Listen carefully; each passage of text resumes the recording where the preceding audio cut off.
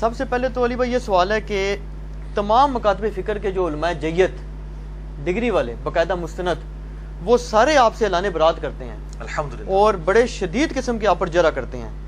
تو پھر سوال یہ پیدا ہوتا ہے کہ آپ کا آخر اپنا فرقہ کون سا ہے اور آپ یہاں تک پہنچے کیسے ہیں؟ آخر آپ کا بھی تو کوئی بیک گراؤنڈ ہے.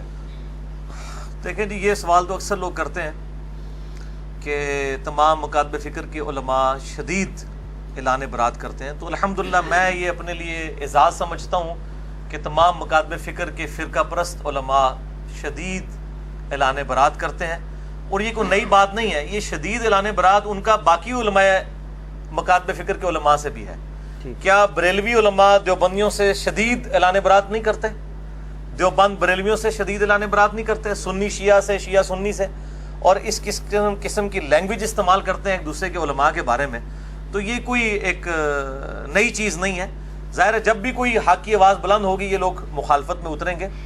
کاش یہ اعلان برات کرنے کے کو چھوڑ کے کتاب و سنت کے دلائل میں کوئی رد کرنے کی کوشش کرتے، چھڑولا مارنے دی نہیں کتاب و سنت کے دلائل، تو اس کو پذیرائی بھی حاصل ہوتی اور اس کو ایکسیپٹ بھی کیا جاتا. باقی رہا کہ میرا فرقہ کون سا ہے، میں تو بار بار کہتا ہوں کہ میرا فرقہ، میرا گروہ، فرقہ تو میرا کوئی بھی نہیں ہے جی. اسلام میں فرقہ واریت حرام ہے. وَاعْتَصِمُوا بِحَبْلِ اللَّهِ جَمِيعًا وَلَا تَفَرَّقُوا إِنَّ الَّذِينَ فَرَّقُوا دِينَهُمْ وَكَانُوا شِيَعًا لَسْتَ مِنْهُمْ فِي شَيْءٍ. اے نبی، جنہوں نے دین میں فرقے بنائے اور اپنے آپ کو گروہوں میں بانٹ لیا، آپ کا ان سے کوئی تعلق ہی نہیں ہے. تو وہ میں اس گروہ میں شامل ہوں جو نبی صلی اللہ علیہ وآلہ وسلم کے زمانے میں آپ صلی اللہ علیہ وسلم، آپ کے صحابہ کرام علیہم رضوان اور آپ کے اہل بیت علیہم السلام کا گروہ تھا. اور آج بھی الحمدللہ جو اس گروہ کے اندر شامل ہیں میں ان کی عزت کرتا ہوں. میں سب لوگوں کو الحمدللہ مسلمان سمجھتا ہوں جو بھی اللہ اور اس کے رسول اور صحابہ کرام اور اہل بیت کے ساتھ عقیدت رکھتے ہیں، ان کی تعلیمات کے اوپر الحمدللہ عمل کرتے ہیں. تو میں یہاں تک کیسے پہنچا ہوں؟ دھکے کھا کے جی. میں نے بیک گراؤنڈ تو اپنا شروع میں بتا دیا تھا کہ بیسیکلی میری جو بلٹ اپ ہوا ہے وہ ایک کٹر بریلوی خاندان کے اندر ہوا ہے، اور بڑی چھوٹی عمر سے ہی میں ایک سمجھ لیں ایک پریکٹسنگ قسم کا بریلوی تھا. پریکٹسنگ مسلمان نہیں، بریلوی. اور میں اس لیے نہیں بول رہا کہ میں بریلویوں کو نعوذ باللہ کو کافر سمجھتا ہوں، میں مسلمان ہی سمجھتا ہوں. مراد یہ کہ اپنے مکتبہ فکر کے اندر فلرش کرنے والا. یعنی میری عمر اس وقت سمجھ لیں ہارڈلی کوئی 10-12 سال تھی، تو مسجد کے ساتھ تعلق بن گیا. اور بڑی چھوٹی عمر کے اندر ہی، یعنی مجھے صحیح طرح یاد ہے کہ میں مئی 1992 میں بالغ ہوا تھا، اور میں الحمدللہ اس وقت بھی 5 وقت نماز پڑھتا تھا الحمدللہ، اور رمضان المبارک کے روزے رکھتا تھا. اور اس کے بعد بڑی چھوٹی عمر کے اندر ہی دعوت اسلامی کا قرب مل گیا. الیاس قادری صاحب کا سبز پگڑی باندھنی شروع کر دی 1992 میں، 93 میں باندھنی شروع کر دی تھی. اور پھر آنورڈ تقریباً 2001 تک میں دعوت اسلامی میں رہا. اس کے بعد کچھ اختلافات کی وجہ سے میں الگ ہو گیا. اسی دوران میں انجینئرنگ یونیورسٹی سے بھی فارغ ہو چکا تھا ڈگری کر کے، اور پھر میری جاب بھی ہوگی اسلام آباد میں ایک سرکاری محکمے کے اندر. الحمدللہ 19 گریڈ میں ہوں میں. تو بینگ میکینیکل انجینئر میری اس اعتبار سے تو ایکسپرٹیز تھیں، لیکن میں میٹرک لیول سے ہی کتابیں پڑھنے کا شوقین تھا. بہار شریعت میں نے 1994 میں پہلی دفعہ دلی سے چھپ کے آئی تھی. اس وقت مجھے یاد ہے میں نے 300 روپے کی خریدی تھی. تو اس وقت 300 روپے بڑی چیز تھی، نئی آئی تھی کمپیوٹر کمپوزنگ کے ساتھ. تو میں نے فقہ حنفی ساری کی ساری پڑھ لی. اور اس کے بعد تصوف کی وہ کتابیں جو صرف اہل تصوف صرف ان کا نام سنتے ہیں جی، رسالہ قشیریہ ہے، کوئی کیمیائے سعادت ہے، احیاء العلوم ہے، مکاشفۃ القلوب ہے، کیمیائے سعادت ہے، منہاج العابدین ہے، غنیۃ الطالبین ہے، عوارف المعارف ہے. یہ وہ کتابیں ہیں جو میں نے ایف ایس سی لیول کے اوپر تصوف میں اپنی اس شوق کی وجہ سے پڑھ لی ہوئی تھی. اور 1996 میں جب میں ابھی سیکنڈ ایئر کا اسٹوڈنٹ تھا انجینئرنگ یونیورسٹی میں، کٹر قسم کا صوفی بن چکا ہوا تھا. سبز پگڑی بھی باندھتا تھا اور ایک پریکٹسنگ صوفی بھی، اور امام غزالی کو میں اپنا ایک آئیڈیل مرشد سمجھتا تھا. آج بھی میں کئی چیزوں میں ان کی قدر کرتا ہوں، جن میں اختلاف ہے وہ اپنی جگہ. پھر چلتے چلتے 2001 میں جب میں ڈگری کر کے فارغ ہوا 2000 کے مڈ میں، اور پھر اس سے لے کے 2001 تک یہ 1 سال کا پیریڈ تھا جو میرے اوپر تھوڑا تکلیف دہ تھا. میری کمر میں تکلیف ہو گئی، اس کی وجہ سے میں ڈگری کرنے کے بعد جاب وغیرہ کی تلاش میں اس طرح نہیں رہا، میں نے گھر میں آرام ہی کیا. اس دوران مجھے غلام سعود سعیدی صاحب کا تعارف ہوا. شرح صحیح مسلم میں نے پڑھنی شروع کی، اور الحمدللہ اس کی وجہ سے میرا ذہن کھلا کہ بریلوی ہوتے ہوئے بھی آپ بریلوی علماء سے اختلاف کر سکتے ہیں. یہ غلام سو سعیدی صاحب کی ایک خصوصیت تھی اور میں نے ان کو بتائی بھی. میری الحمدللہ ڈیٹیل ان سے ملاقات ہوئی تھی 22 مارچ 2007 کو ڈیٹیل کے ساتھ, اور الحمدللہ بڑے اوپن مائنڈڈ وہ شخصیت تھیں. پچھلے سال ہی فوت ہوئے, اللہ تعالیٰ ان کی مغفرت کرے. ان کی وجہ سے میرا ذہن کافی کھلا. پھر آہستہ آہستہ میں نے صحیح مسلم پڑھنا شروع کی. غلام سو رضوی صاحب کی جو فیصل آباد والے ہیں, سردار صاحب کے مدرسے کے اندر وہ شیخ الحدیث تھے, وہ بھی فوت ہو چکے ہیں. بخاری مسلم میں نے بریلویوں کا ترجمہ ہی پڑھا, اور بس اس طریقے سے کام چلتا رہا. بل میں نے کبھی سوچا نہیں تھا کہ میں نے فرقہ واریت کو چھوڑنا بھی ہے. پھر ٹرننگ پوائنٹ میری لائف کے اندر آیا ہے مارچ 2007 میں, جب میں نے پہلی دفعہ قرآن حکیم کو پری ڈیٹرمنٹ رزلٹس کے بغیر قرآن پاک کا ترجمہ پڑھنا اور سننا شروع کیا. امام کعبہ کی آواز میں فتح محمد جلندری صاحب کا ترجمہ, اور ساتھ ساتھ کنز الایمان امام احمد بریلوی المتوفی 1340 ہجری بمطابق 1921 عیسوی, ان کا ترجمہ پڑھنا شروع کیا. تو کرتے کرتے میرا جو ہے دل وہ ٹلٹ ہو گیا اس حوالے سے کہ قرآن حکیم کے جو عقائد و نظریات ہیں ان کے اوپر میں کم از کم نہیں ہوں. پھر پیر نصیر الدین نصیر صاحب کا تعارف ہوا, ان کی کتابیں پڑھنی شروع کی. 2007 میری زندگی کا ایک بڑا کریٹیکل ایئر تھا اس اعتبار سے, حتیٰ کہ 2000 کے اینڈ تک میں تقریباً آپ سمجھ لیں تبلیغی جماعت کو حق پہ سمجھنا شروع کر دیا تھا میں نے, یعنی بریلویت سے نکل کے ایک سٹیپ دیوبند کو, کہ کم از کم ان کی توحید کے اعتبار سے معاملات درست ہیں. اور 2 نومبر 2007 کو رائمنڈ اجتماع میں بھی میں سالانہ اجتماع میں گیا, وہاں بھی بڑا کلوزلی ان کو دیکھا. لیکن مجھے کچھ ہی عرصے میں اندازہ ہوا کہ بریلوی اور دیوبندی مکتبہ فکر دونوں ہی تقریباً کوئی 19-20 کا ہی فرق ہے. بزرگوں کے واقعات, فضائل اعمال کے اندر جو کچھ لکھا ہوا ہے, یہ وہ ساری کی ساری چیزیں اسی قسم کی ہیں. تو 2007 کے اینڈ پہ میں جو ہوں وہ متزلزل ہو گیا. اسی دوران میں حج پہ چلا گیا وائف کے ساتھ. جب واپس آیا فروری 2008 کے اندر, تو میں نے آتے ہی پہلا کام کیا کہ میں نے ابو داؤد, ترمذی, نسائی, ابن ماجہ بھی خرید لی, بخاری مسلم پہلے ہی تھی, ان کو پڑھنا شروع کیا. اور میں نے کمپیریٹیو سٹڈی 2008 کے اندر شروع کر دی, فروری مارچ کے اندر. اور کمپیریٹیو سٹڈی یہ کہ میں مختلف مکاتب فکر کے علماء کو ملتا تھا جا کے, جس طرح ہوں تسی میرے کو آئے ہوئے ہو نا. خیر میرے کو تو خیر اس طرح میرے ورگا تو بندہ کوئی نہیں سی جس کو میں جانتا, نیوٹرل. باقی تمام مکاتب فکر کے علماء کے پاس 2008 یعنی فروری, مارچ, اپریل, یہ اس دوران میں مختلف علماء کو, بریلویوں کو مل رہا ہوں. بریلویوں کے ساتھ تو خیر بچپن سے تھا, بریلویت ہم سے زیادہ کون جانتا تھا. میں دیوبندی مفتی کے پاس اسلام آباد میں گیا, میرے آفس کے کولیگ لے گئے اور وہ کہنے لگے جی بہت بڑے مفتی ہیں, آپ ان کے ساتھ ڈسکشن کریں. میں نے جب تھوڑی سی ڈسکشن کی تو وہ فوراً ہی اپنا وہ جس کو کہتے ہیں کانفیڈنس لوز کر جانا اور ایک بڑی تلخ رویے کے اوپر اتر آنا بغیر دلائل کے ساتھ. میں نے ایک انگوٹھے چومنے کا مسئلہ ان سے پوچھا کہ یہ جو انگوٹھے چومتے ہیں بریلوی حضرات, تو آپ کیوں نہیں چومتے؟ اب میں دیوبندی ہو چکا ہوا تھا لیکن انگوٹھے بھی چومتا تھا. کیوں؟ میں اپنے بزرگوں کا کٹر فالوور تھا. میں نے کہا جی وہ رد المحتار یعنی فتاوی شامی کے اندر یہ لکھا ہوا ہے کہ نبی صلی اللہ علیہ وآلہ وسلم کے مبارک نام کے اوپر انگوٹھے چومے جائیں. اذان کا جواب دیتے ہوئے بھی پہلی دفعہ پڑھا جائے قرۃ عینی بک یا رسول اللہ, دوسری دفعہ پڑھا جائے صلی اللہ علیہ یا رسول اللہ. تو میں پڑھتا تھا. تو میں نے ان کو کہا کہ آپ کیوں نہیں پڑھتے ہیں؟ تو وہ کہنے لگے کہ یہ تو ضعیف حدیث ہے. میں نے کہا فضائل مال میں کئی ضعیف حدیث ہیں جس پہ ہم عمل کر رہے ہیں, تو انگوٹھے چومنے والی روایت سے کیا مسئلہ ہے؟ تو انہوں نے پھر اپنے دل کی بات کر دی. انہوں نے کہا جی یہ چونکہ بریلوی کرتے ہیں اس لیے ہم نہیں کرتے. یہ کون تھے جی مفتی اسماعیل؟ یہ میں نہیں, اسماعیل طورو صاحب سے تو خیر میری ملاقات نہیں, ان کی بھی کئی ایک چیزیں میرے سامنے آئی ہیں, وہ تو آپ چھوڑ دیں. کوئی اور مفتی صاحب ہیں, میں اب وہ نام نہیں لیتا, اتنے مشہور نہیں ہیں لیکن وہ بڑے مفتیوں میں. ٹھیک ہے. اور اسی طریقے سے الحمدللہ مجھے کہنے لگے یہ جس قسم کی تم گمراہ کن باتیں کرتے ہو نا اور ہمارے بزرگوں کے بارے میں, مجھے کہتے ہیں جی آپ اختلاف امت اور صراط مستقیم پڑھ لیں. وہ بریلویوں کے پاس آپ چلے جائیں, وہ کہتے ہیں جال پڑھ لیں آپ احمد یار نعیمی صاحب کی, اور یہ یوسف لدھیانوی صاحب کی اختلاف امت اور صراط مستقیم, یہ سب نے اپنی اپنی ٹیکسٹ بکس رکھی ہوئی ہیں نا. وہ کہتے ہیں آپ جی یہ پڑھ لیں.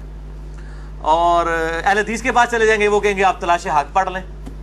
وہ بھی ایک اہل حدیث ہیں ریورٹڈ, انہوں نے تلاش حق لکھی ہے. شیعہ کے پاس چلے جائیں, وہ آپ کو کہیں گے جی وہ ایک مالکی سوڈان کے سنی سے شیعہ ہوئے تھے, ان کی کتاب اردو میں آ چکی ہے, میں بھی سچوں میں ہو جاؤں, تیجانی صاحب کی.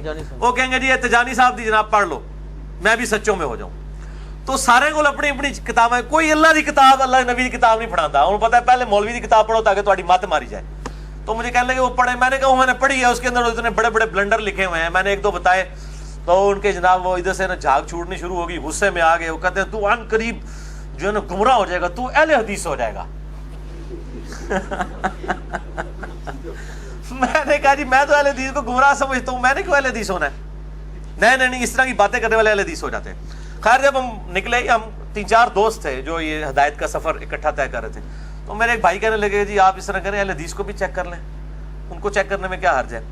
تو خیر میں اہل حدیث علماء کے بارے میں یعنی رابطہ کیا اور مختلف لوگوں کے نام سامنے آئے۔ الٹیمیٹلی خیر جس شخصیت تک میں پہنچا، میری خوش قسمتی ہے، شیخ زبیر علی زئی رحمہ اللہ تعالی المتوفی 1435 ہجری میری خوش قسمتی تھی، اور میں شیخ صاحب سے کہا کرتا تھا کہ اگر میں آپ تک نہ پہنچا ہوتا تو میں اہل حدیث کو پہلے ہی کنکلوڈ کر لیتا بغیر تحقیق کے۔ بہرحال ان کے ساتھ میری ملاقات ہوئی 28 مئی 2008 کو، اور یوم تکبیر والے دن، یعنی 10 سال ہوئے تھے یوم تکبیر کو۔ 1998 میں پاکستان نے ایٹمی بلاسٹ کیے تھے، اس کو 10 سال پورے ہوئے تھے، اور اسی دن میں نے الحمدللہ پراپرلی جو ہے وہ سنت کے مطابق رکوع میں جاتے وقت، رکوع سے اٹھتے وقت رفع الیدین کے ساتھ نماز بھی شروع کی۔ بہرحال مجھے اہل حدیث کے ساتھ جن مسئلوں پہ اختلاف تھا، چاہے وہ یزید والا ایشو تھا یا وہ 3 طلاق والا ایشو تھا، کسی قسم کے، اور داڑھی والا مسئلہ، اس طرح کے سارے ایشوز کے اوپر زبیر علی زئی صاحب کا موقف تو وہی تھا جو میں تحقیق کے ذریعے پہنچا ہوا تھا۔ اس لیے میں نے جو ہے نا وہ ان کو الحمدللہ اس اعتبار سے بڑا اچھا پایا، اور اللہ تعالیٰ نے میری ہدایت کا سبب بھی ان کو بنایا، اللہ تعالیٰ ان کو جزائے خیر دے۔ پھر الحمدللہ ان کے ساتھ رابطہ رہا، ان سے کافی کچھ علم حاصل کیا، اور ان کو بھی کئی جگہ موقع ملا مجھ سے استفادہ کرنے کا۔ اس لیے بعض اہل حدیث علماء یہ کہتے ہیں کہ جی زبیر علی زئی نے علی کو گمراہ کیا اور علی نے زبیر علی زئی کو گمراہ کر دیا۔ تو میں کہتا ہوں شاید دونوں باتیں ٹھیک ہی ہوں، ان کی نظر میں تو گمراہی ہے نا، وہ جو سورۃ الاعراف میں آتا ہے کہ جو لوگ خود رائے راست سے ہٹے ہوئے ہیں، گمراہی کو دیکھتے ہیں تو وہ سچ کا راستہ سمجھ لیتے ہیں، سچائی کو دیکھتے ہیں تو گمراہی سمجھ لیتے ہیں۔ بہرحال شیخ زبیر صاحب کے ساتھ 2008 میں میرا یہ معاملہ رہا۔ اسی دوران مجھے ایک اہل تشیع عالم کا تعارف ہوا، ثاقب اکبر صاحب کا، بڑے نیوٹرل پرسنالٹی ہیں۔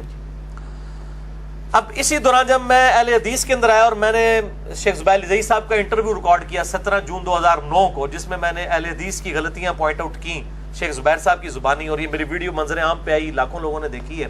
اس کی وجہ سے اہل حدیث علماء شیخ زبیر صاحب کے بھی خلاف ہو گئے، میرے بھی خلاف ہو گئے۔ بل میں اپنی کلیریفیکیشن پہ بڑا ڈیٹیل لیکچر دے چکا ہوں، مسئلہ number 124A B C D، جسے شوق ہو اس میں نے یہ ساری سٹوری سنائی ہے۔ بہرحال میں مطلب اہل حدیث سے ایز اے مکتبہ فکر بڑا متنفر ہوا۔ 2008 کے اندر ہی میں متنفر ایز اے مکتبہ فکر ہو چکا تھا، اور میں نے اس وقت یہ تہیہ کر لیا کہ میں نے اگر دعوت حق کی آواز بلند کی تو میں انشاءاللہ نیوٹرل پلیٹ فارم سے کروں گا، بغیر کسی فرقے کے، نیوٹرل پلیٹ فارم سے۔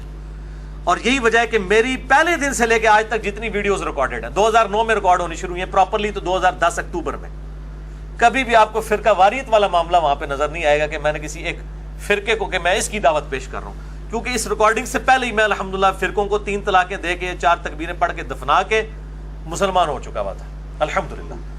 تو بہرحال اس میں مجھے آئیڈیا ہوا کہ اہل حدیث مکتبہ فکر میں بھی اکثریت جو ہے وہ اپنے علماء کے پیچھے ہیں، اور جو عوام الناس جو ریولٹ ہو کے آئی ہے بریلوی دیوبندی یا اہل تشیع سے، وہ کافی حد تک نیوٹرل ہے۔ تو بہرحال میں آج بھی ببانگے دول کہتا ہوں کہ آج بھی مجھ سے کوئی پوچھتا ہے آپ نے سوال کیا تو میں الحمدللہ ببانگے دول کہتا ہوں کہ میں جتنے بھی مکاتبے فکر ہیں، اہل سنت کے آف شوٹس ہوں یا اہل تشیع کے آف شوٹس ہوں، حنفی شافعی مالکی حنبلی اثنا عشری ہوں، زیدیاں ہوں، اہل حدیث میں سب سے بہتر حق کے اہل حدیث کے منہج کو سمجھتا ہوں، مسلک اہل حدیث کو نہیں، منہج اہل حدیث کو، یعنی کتاب و سنت اور اجماع کو حجت ماننا۔ باقی جو اختلاف رائے ہے وہ اپنی جگہ رہتا ہے، ان سے صحیح الاسناد حدیث کی روشنی میں۔ بہرحال میں لیکن باقیوں کی میں تکفیر نہیں کرتا، باقیوں پہ کفر و شرک کے فتوے نہیں لگاتا، گستاخی رسول کے فتوے نہیں لگاتا۔ بہرحال جو گستاخیاں واضح ہیں وہ میں پوائنٹ آؤٹ کرتا ہوں۔ 2008 کے اندر ہی پھر میں نے اہل تشیع کے ایک نیوٹرل عالم جنہوں نے وہ کتاب پاکستان کے دینی مسالک لکھی ہے، ثاقب اکبر صاحب کو جانتے ہیں، البصیرہ والے، ہاں البصیرہ، انہوں نے یعنی ایک اکیڈمی قائم کی ہوئی ہے۔ میں نے ان کے لیکچرز بھی سننے شروع کیے، لیکن وہ بھی مطلب ایک وہ آپ سمجھ لیں اہل تشیع کے طارق جمیل صاحب ہیں، جیسے سنیوں کے طارق جمیل صاحب ہیں، میٹھی میٹھی اخلاقی باتیں، تو یہی ہے، مطلب کوئی اختلافی موضوعات میں بات نہیں کرتے، لیکن ان کے قریب ہونے کا مجھے یہ فائدہ ہوا کہ مجھے اہل تشیع کے کلچر کو قریب سے دیکھنے کا موقع ملا، یہ کیسے سوچتے ہیں۔ ان کے ساتھ چونکہ سارے بڑے بڑے علماء رابطے میں ہوتے تھے، بلکہ اہل سنت کے بھی بڑے بڑے علماء، یہ جو ملی یکجہتی کونسل ہے، جب قاضی حسین صاحب اس کو سمجھ لیں لیڈ کر رہے تھے، اس زمانے سے وہ ان کے ساتھ ہیں، تو وہ کافی نیوٹرل ماشاءاللہ پرسنالٹی ہے ان کی, اب بھی ان سے رابطہ ہے, اور وہ موحد ہیں, توحید کا عقیدہ ان کا بڑا راسخ ہے.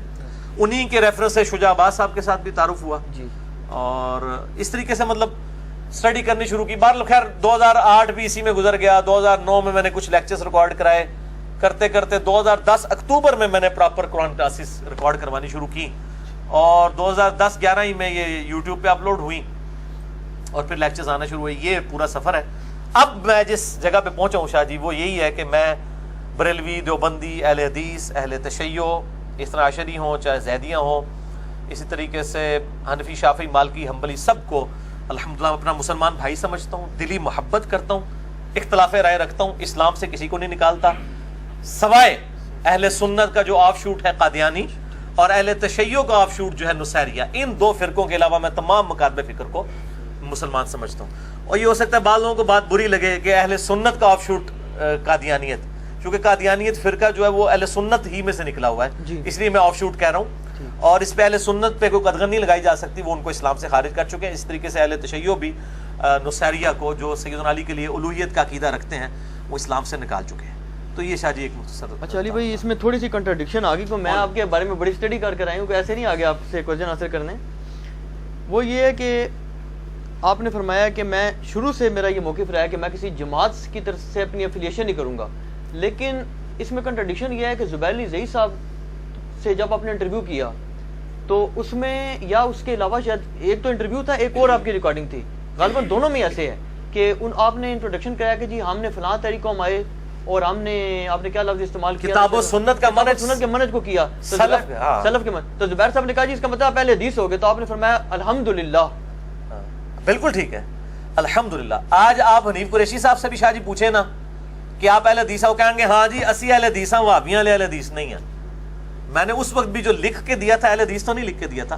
شیخ زبیر صاحب نے جو چٹ پڑھی ہے اس میں الفاظ تھا کتاب و سنت کا جو منہج ہے وہ سلف کے فہم کے مطابق اڈاپٹ کیا. اتنا لمبا جو جملہ لکھا تھا اس کی بجائے میں اہل حدیث ہی لکھ دیتا نا, میں اسی وقت اس چیز کے خلاف ہو چکا تھا.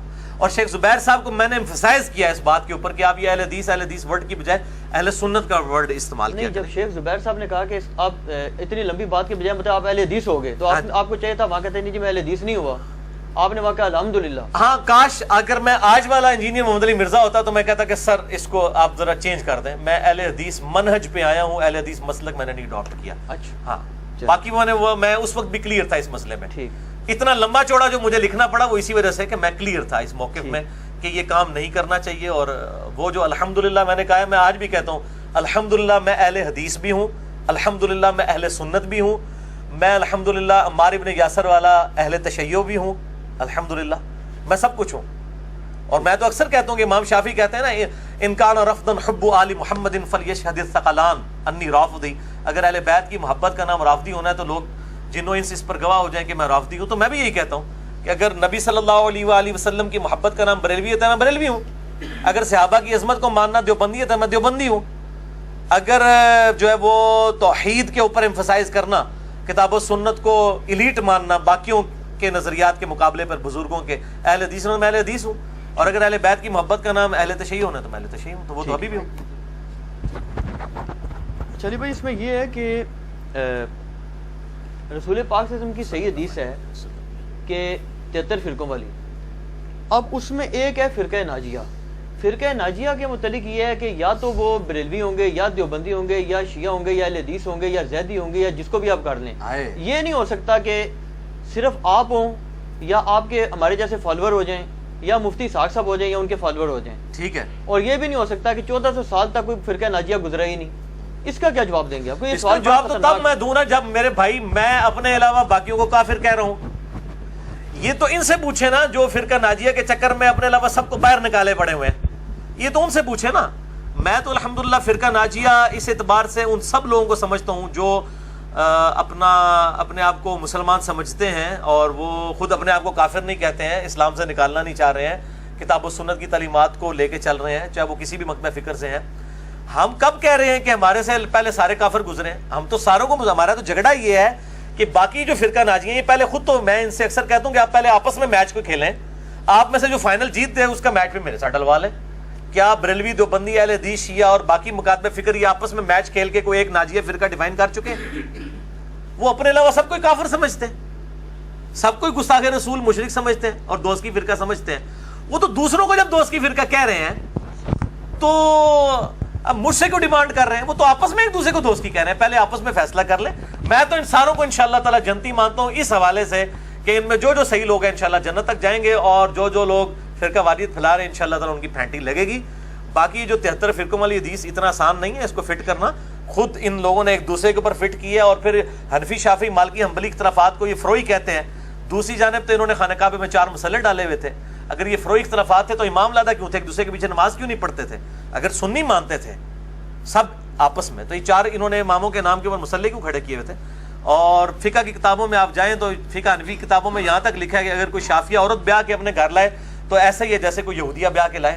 فتاوی الامگیریہ کے اندر باقی کتابوں کے اندر یہ ریفرنسز موجود ہیں. تو یہ بات ہی کرتے ہیں صرف، باقی ایک دوسرے کو پکا گناہ سمجھتے ہیں. یہ تو آپ نے میری بات کی پھر تصدیق کر دی نا. ان کا تو موقف ہے بالکل کلیئر. مثلا ان کا موقف یہ جی ہمارا یہ گروہ ہے، یہ ہمارے علماء ہیں، ہم حق پر ہیں، ہم فرقہ ناجیہ، باقی سارے جنمی ہیں.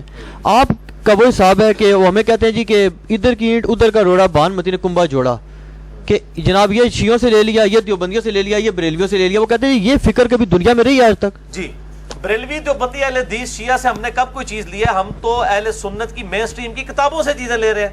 اگر امام بخاری امام مسلم کی کتابوں سے ہم کو ریفرنس آپ کو پیش کرتے ہیں تو یہ اگر آپ اس روڑے کو آپ سمجھتے ہیں کہ یہ کوئی رانگ نمبر ہے تو آپ امام بخاری امام مسلم کو رانگ نمبر کہیں نا، مجھے تو نہ کہیں. ہم تو اسی لیے کہتے ہیں پھر یہ ٹنی ہے. انہوں نے اپنی اپنی مطلب کی بخاری مسلم لی ہوئی تھی، ہم نے ساری کمبائنڈ فارم میں ایک جگہ کر دی.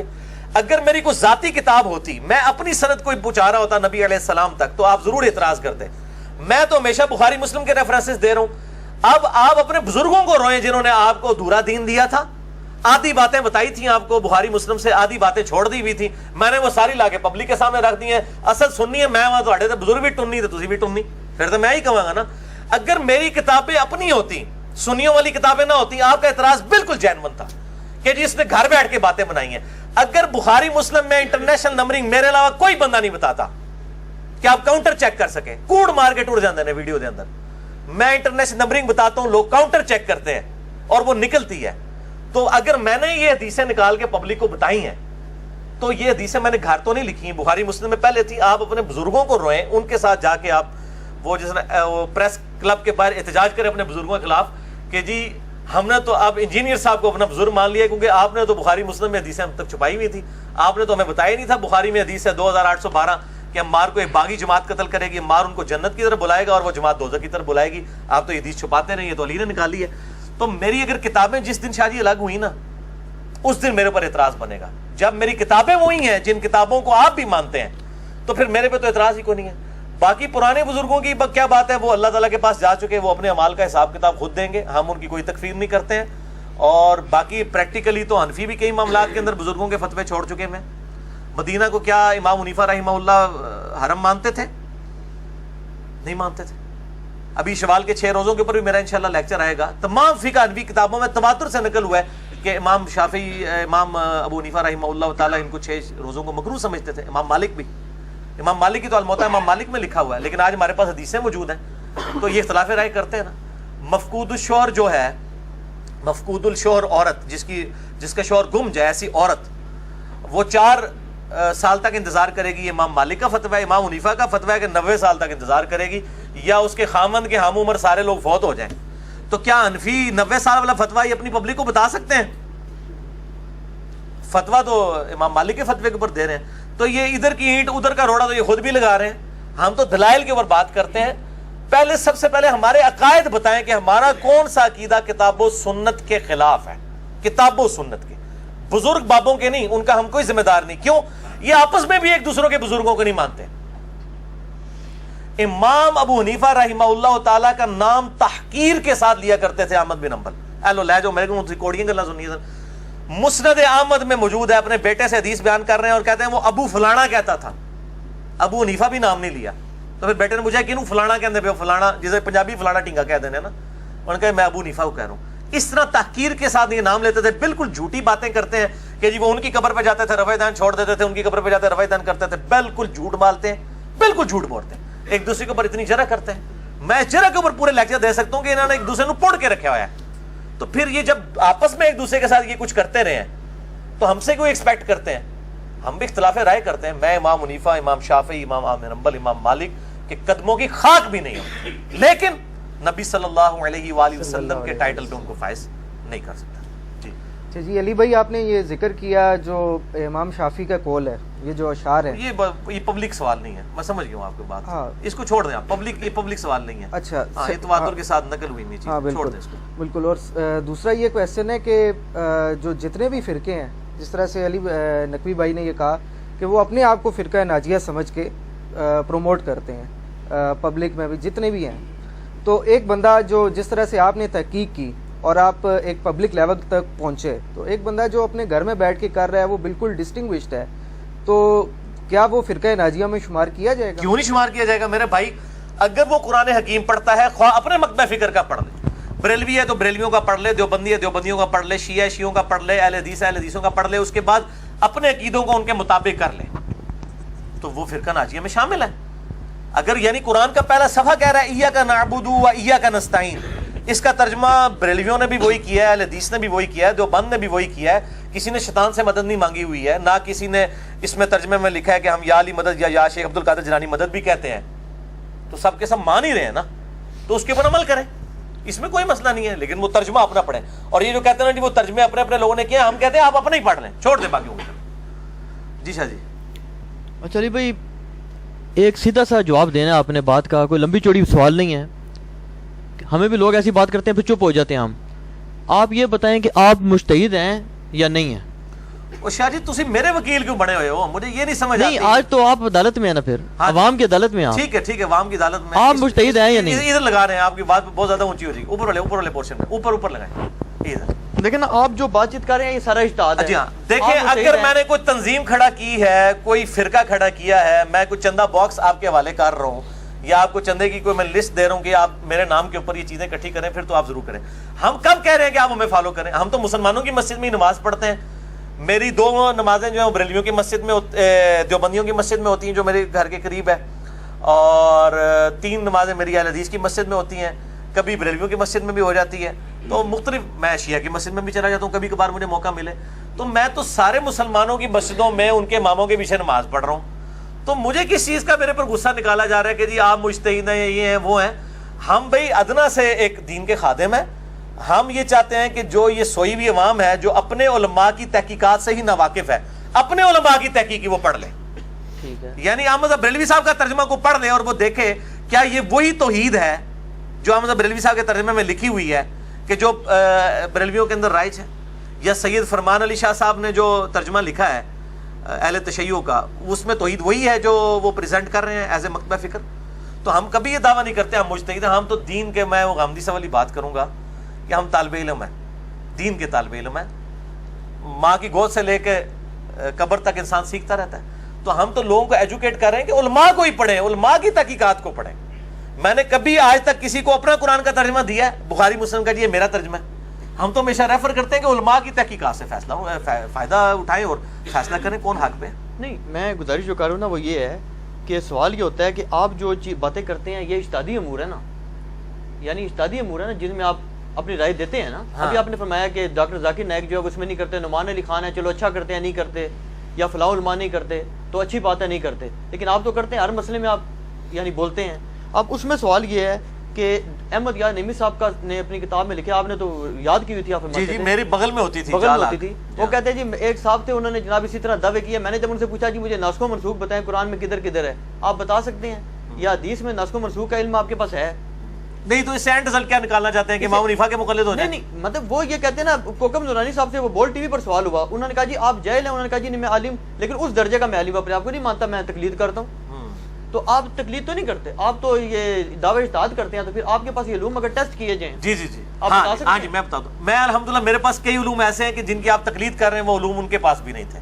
کئی علوم ایسے بھی ہیں میرے پاس الحمدللہ. قرآن حکیم کی جو آیات سائنس کے ساتھ تعلق رکھتی ہیں وہ الحمدللہ ہمیں سائنس جو ہے وہ امام مالک، امام شافعی، امام احمد بن حنبل، امام مالک، امام حنیفہ سے زیادہ ہی آتی ہے الحمدللہ. یہ دعوے نہ آپ کریں. مسئلہ یہ ہے کہ کیا یہ جو دعوے کر رہے ہیں کہ آپ تقلید کریں، کوکب نورانی صاحب ہوں یا تقی عثمانی صاحب ہوں، تو یہ جو تقلید جن مسئلوں میں کر رہے ہیں اپنے بزرگوں کی، ان سے پوچھیں وہ تو مسئلے آج ابسلیٹ ہو چکے ہیں.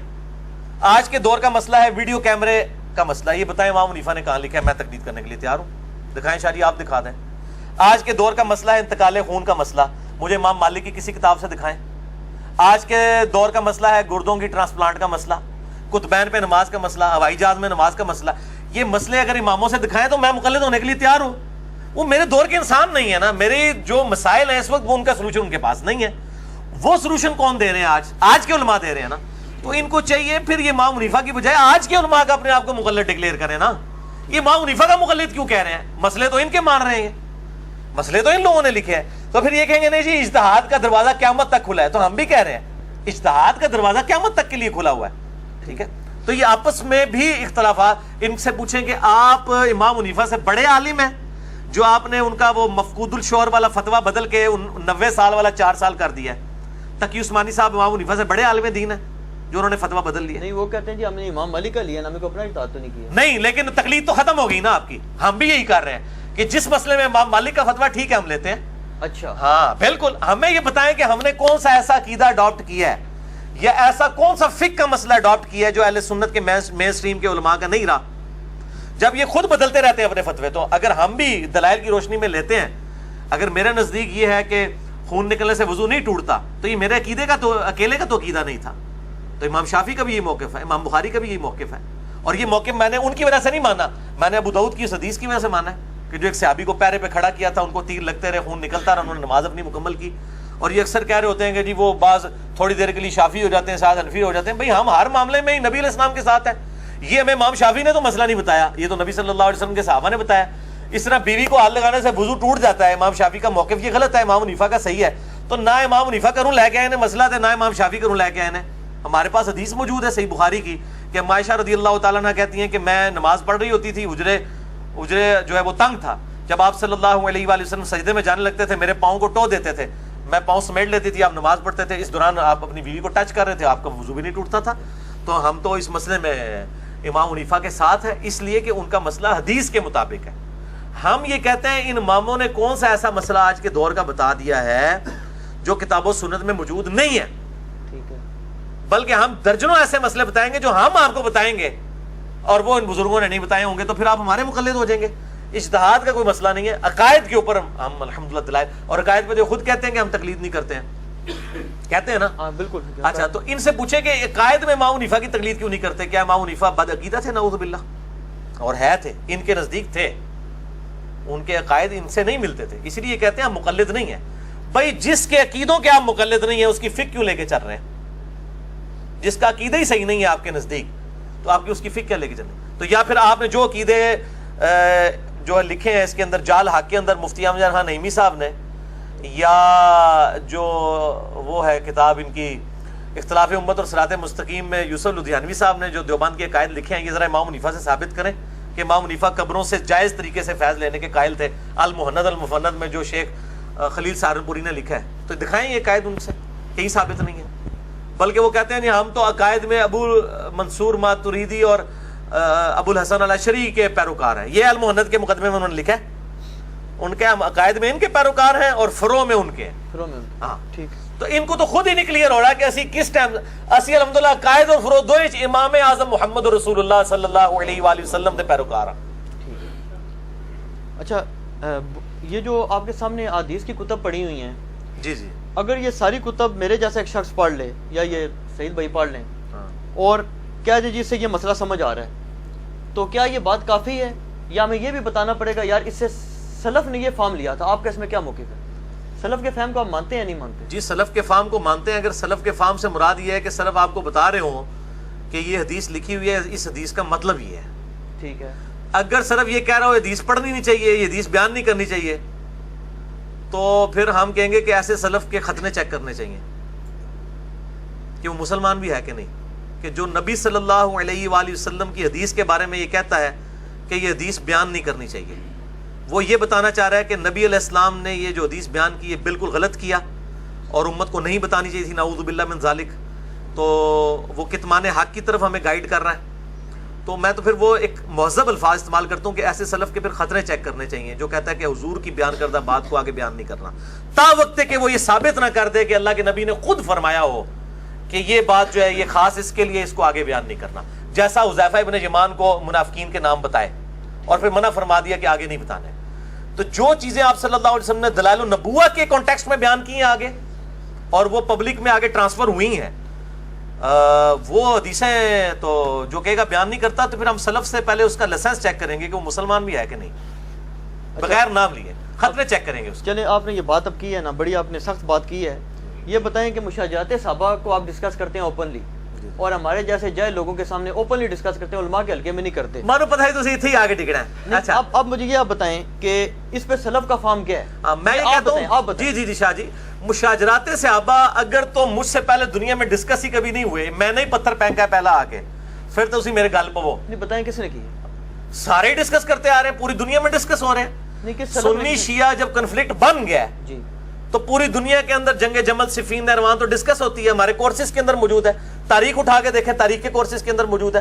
اور المصنف ابن ابی شیبہ میں سلف ہی ہے نا، مصنف ابن ابی شیبہ نو سلف مندے ہو، امام ابن ابی شیبہ نو المتوفا 235 ہجری، امام بخاری امام مسلم کے استاد ہیں، صحیح مسلم میں 1500 حدیثیں اس سے ہیں، انہوں نے باقاعدہ باب باندھا ہے کتاب الجمل، جس میں باب باندھا ہے جمل پہ، نہروان پہ اور صفین کے اوپر چیپٹر سلف نے باندھے ہیں۔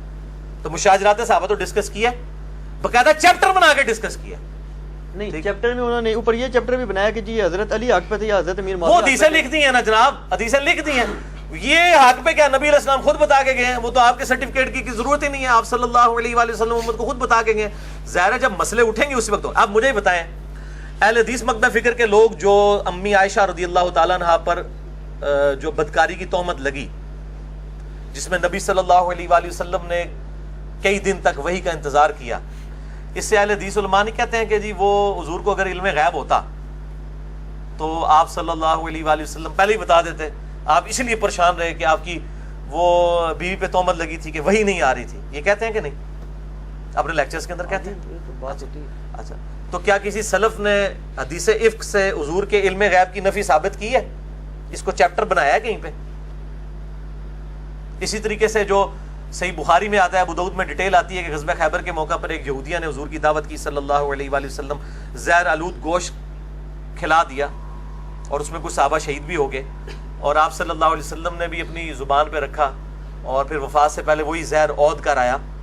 تو آپ صلی اللہ علیہ وسلم کو اگر یہ پتہ ہوتا کھانے سے پہلے کہ یہ اس میں زہر ہے تو آپ صحابہ کو بھی نہ کھانے دیتے۔ وہ کہتے ہیں دیکھیں اس سے پتہ چلا علم غیب نہیں تھا۔ کس سلف نے اس حدیث کے اوپر باب باندھا ہے کہ حضور کے علم غیب کی نفی؟ تو یہ نکلتی ہے، یقیناً نکلتی ہے، رزلٹ تو نکلتے ہیں۔ وہ کہتے ہیں جی چونکہ اب فتنے اٹھے ہیں تو رزلٹ بھی نکالنے پڑ رہے ہیں۔ اب بھی فتنے اٹھے ہیں، جب انٹرنیشنل لیول کے اوپر فیس بک پہ یوٹیوب کے اوپر خلفائے راشدین کی پرسنالٹیز کو ملائن کیا جا رہا ہوگا تو ہم ان کا دفاع نہیں کریں گے، کرنا پڑے گا۔ تو یہ مسئلے تو اٹھتے ہیں نا، تو پھر ظاہر ہے کہ اس کا جواب دینا پڑتا ہے۔ ہم تو جواب والے اینڈ کے اوپر ہیں۔ باقی رہا کہ احمد بن حنبل یا کسی کا یہ فتویٰ کہ مشاجرات صحابہ ڈسکس نہیں کرنے چاہیے، ظاہر ہے وہ آج کے دور کے انسان نہیں تھے، یہ ان کا فتویٰ ہے نا، قرآن و سنت تو نہیں ہے نا، یہ ان کا اپنا فتویٰ ہے۔ ظاہر ہے انہوں نے یہی سمجھا کہ نہیں کرنا چاہیے تو بہتر سمجھا ہوگا۔ آج وہ زندہ ہو سکتا ہے، ہمارے سے زیادہ بڑھ چڑھ کے بیان کرتے ہیں کیونکہ پرابلم سامنے آ رہے ہیں نا، جب ایشو سامنے آئیں گے تو پھر جواب لکھنے پڑیں گے۔ اچھا یہ جو شیخ زبیر علی صاحب نے 51 سٹیپ میں نماز نبوی لکھی ہے، یہ کس سلف نے نماز نبی کے اوپر اس طرح کتاب لکھی ہو کہ ایک حدیث بخاری سے اٹھائی ہو، ایک مسلم سے، ایک ترمذی سے، اور سٹیپ بنا کے، یہ تو سٹیپ بخاری نے نہیں بنائے، مسلم نے نہیں بنائے۔ پوری نماز کا طریقہ تو بخاری مسلم میں موجود نہیں ہے، ساری احادیث کو جمع کر کے ہم سٹیپ وائز بناتے کرتے ہیں نا۔ تو ہم یہ کہیں گے پھر نماز کے اوپر کوئی کتاب نہیں لکھنی چاہیے، کسی سلف سے ثابت نہیں ہے کہ اس طرح سٹیپ بنائے کے، چیپٹرز بنانے کی بات نہیں کر رہا، سٹیپ بنا کے پورا تکبیر تحریمہ سے سلام تک نماز نبوی صحیح احادیث کی روشنی میں کڈو کی سلف نے لکھی یہ کتاب۔ تو بھئی جب فتنے اٹھیں گے اسی وقت فتنوں کے جواب دینے کے لیے اللہ تعالیٰ اپنے بندوں کو مبعوث کرے گا۔ ٹھیک ہو، اگر ہم ان کے جواب کے اوپر احادیث سے ہٹ کے کوئی بات کر رہے ہیں تو آپ ہمیں ضرور پکڑیں۔ اگر آپ یہ کہیں گے حدیثیں ہیں بیان نہیں کرنی چاہیے، تو میں نے تو امام مسلم کا فارم لکھ دیا ہے، ذرا دکھاؤ نا جی ایٹم بم، واقعہ کربلا کا حقیقی پس منظر، 72 صحیح الاسناد احادیث کی روشنی میں اہل سنت کی کتابوں سے 200 احادیث میں نے بخاری مسلم اور باقی کتابوں سے جمع کی ہیں، اصول کافی سے تو نہیں جمع کی ہیں، یہ سنیوں کی کتابیں ہیں نا۔ اور اس میں یہ دیکھیں یہ سلف کا فارم کو بھی ذرا ہائی لائٹ کریں، یہ جہاں پہ میری انگلی ہے، امام مسلم نے لکھا ہے صحیح مسلم کے مقدمے میں کہ میں عوام الناس کے لیے حدیثیں لکھ رہا ہوں. تو میرے سلف امام مسلم ہیں, انہوں نے کہہ دیا عوام الناس کے لیے حدیثیں ہیں, میں نے بھی عوام الناس کے لیے حدیثیں جمع کر دی ہیں. باقی رزلٹ جس نے نکالتا رہے, بس سے زیادہ کیا کہوں. تو میں نے یہ کہا نا کہ اگر کوئی ہمیں یہ کہے گا کہ حضور نے تو بیان کیا تھا, آپ کو حق حاصل نہیں بیان کرنے کا, شاہ جی اگر یہ کوئی کہے گا نا کہ حضور نے جو بات کی ہے یہ حضور کو نہیں کرنی چاہیے تھی, یا حضور نے تو چلو غلطی سے نعوذ باللہ کر دیا, اب تم نے آگے حضور کی بات بیان نہیں کرنی ہے, خاموشی اختیار کرنی ہے, تو ایسے بندے کے پھر خطرے چیک ہوں گے کہ کوئی مسلمان تو یہ بات نہیں کر سکتا. اگر خطرے نکل بھی آئیں گے پھر اس سے اور چیزیں چیک کی جائیں گی. نہیں, علماء تمام اہل سنت کے جو مکاتب فکر کے ہیں, میں یہ نہیں کہتا آپ درست ہیں یا وہ درست ہیں, یہ آپ بتائیں گے. تمام اہل سنت کے مکاتب فکر جتنے بھی ہیں جو اہل سنت کہلاتے ہیں, ان کا موقف یہ ہے کہ مشاجرات صحابہ کو ڈسکس کرنا یہ شیعوں کا منہج ہے, رافضیوں کا منہج ہے. تو یہ امام بخاری امام مسلم جو ہے وہ رافضی ہیں, انہوں نے جو حدیثیں نقل کی ہیں جو میں نے اس میں پمفلٹ میں بیان کی ہیں, ان کو رافضی کہیں گے. یہ تو امام بخاری اگر نہ حدیث لکھ کے جاتے مجھے نہ پتہ چلتا, یا پھر یہ کہہ دیں گے ان حدیثوں کو بیان کرنا حرام ہے تو بخاری کو بھی پکڑے, پھر یہ ترجمہ بھی نہ کیا کریں ان حدیثوں کا. میں نے پبلک آسانی کی خاطر اہل سنت کا منہج, جس سے پہلے کہ ہمیں کو رافضی آ کے پڑھائے اہل سنت کا منہج, میں نے اہل سنت کی کتابوں میں تو خدمت کی ہے, یہ تو امت لیول کی خدمت ہے, یہ تو خلافت و ملوکیت اتنی بڑی خدمت نہیں ہے جو میں نے یہ پمفلٹ لکھا ہے کہ میں نے اہل سنت کی کتابوں سے سنیت کا مقدمہ پیش کر دیا. اس کا مطلب ہے آپ واک آؤٹ دینا چاہتے ہیں رافضیوں کو کہ آپ کا مقدمہ کمزور ہے. اگر میں نے یہ اپنے گھر بیٹھ کے یہ کتابیں بنائی ہوں خود, پھر تو میں مجرم ہوں. تو میں نے تو اہل سنت کا مقدمہ اہل سنت کی کتابوں سے پیش کر دیا. ڈسکس تو امام بخاری امام مسلم نے کیا ہوا ہے, سکیٹرڈ فارم میں تھی, میں نے ایک جگہ جمع کر دی, جس طرح آپ نے بھی کہی ہے کہ سکیٹرڈ فارم میں چیزیں موجود تھی, ایک جگہ ٹاپک کے طور پہ جمع کر دی. تو اس میں کون سا حرج والی بات ہے؟ اس سے جو رزلٹ نکالے ہیں ہم نے, اگر آپ ان رزلٹ سے اختلاف کرتے ہیں تو وہ آپ کا حق حاصل ہے. ہم یہ کہتے ہیں ہم حدیث لکھ رہے ہیں, آپ اس پہ رزلٹ خود لکھتے ہیں, حالانکہ ان کو پتہ ہے ان کی ضرورت بھی نہیں رزلٹ لکھنے, ان کو پتہ ہے جو حدیث میں لکھا ہے وہی رزلٹ ہے. اچھا, اور میں یہ کلیئر کر دوں کہ میں تمام صحابہ اکرام رضوان کی عزت کرتا ہوں اس حوالے سے کہ میں ان کو حضور کی صحبت کی وجہ سے رضی اللہ تعالیٰ عنہ کہتا ہوں, حتیٰ کہ حضرت معاویہ, حضرت عمر بن عاص, حضرت بصر بن ابی ارطا اور حضرت مغیرہ ابن شعبہ رضی اللہ عنہم اجمعین, میں سب کو صحابی مانتا ہوں الحمدللہ ڈنکے کی چوٹ پہ, اور ہر لیکچر میں یہ کہتا ہوں. لیکن اس صحابیت کی بنیاد پہ جو کچھ امت کے ساتھ انہوں نے کیا, اور نبی صلی اللہ علیہ وسلم نے پہلے ہی بتا دیا کہ یہ کچھ کریں گے بخاری مسلم کی حدیث کی روشنی میں, آن دا بہاف آف پروفٹ میں ان سے اختلاف رائے رکھتا ہوں. میری مجھ نہیں کسی نے پائی کھولی, میرے ذاتی کسی نے کوئی مسئلہ نہیں ہے.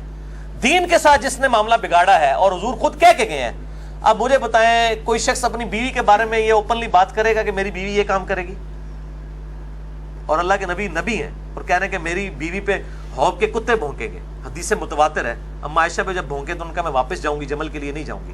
اللہ کے نبی صلی اللہ علیہ وآلہ وسلم نے سیدہ عائشہ کے بارے میں اتنی بڑی بات امت تک پہنچائی ہے, تو یہ دروازہ تو آپ نے کھولا نا, نعوذ باللہ. They are trying to teach their prophet صلی اللہ علیہ وآلہ وسلم, میرا خیال ہے کافی ہے. اور یہ ان جاہلوں کی آپ کی باتیں, یہ آپ جن جاہلوں کی باتیں پیش کر رہے ہیں نا, ان کو کوئی آٹے میں نمک بھی نہیں ہے. ہماری آواز الحمدللہ ملینز آف پیپل تک پہنچی ہے. لوگ کہتے ہیں جی بڑی آپ کے خلاف کلپ دیکھتے ہیں, لیکن جب آپ کی کوئی بات سنتے ہیں, وہ جب کاؤنٹر چیک کرتے ہیں نکلتی ہے, باقی جتنی بات کرتے ہیں وہ نکلتی نہیں ہے. آپ بات نہیں, تو اس کو کنکلوڈ, اس کو چھوڑ دیں ادھر. میں نے 100 سوالات جو آپ سے 157 مسئلہ ریکارڈ کروائے, اس میں اس ایشو کے اوپر بول چکا ہوں, لہٰذا اس کو میرا خیال ہے ان چیزوں کو سکپ کریں آپ اور سوالات کریں.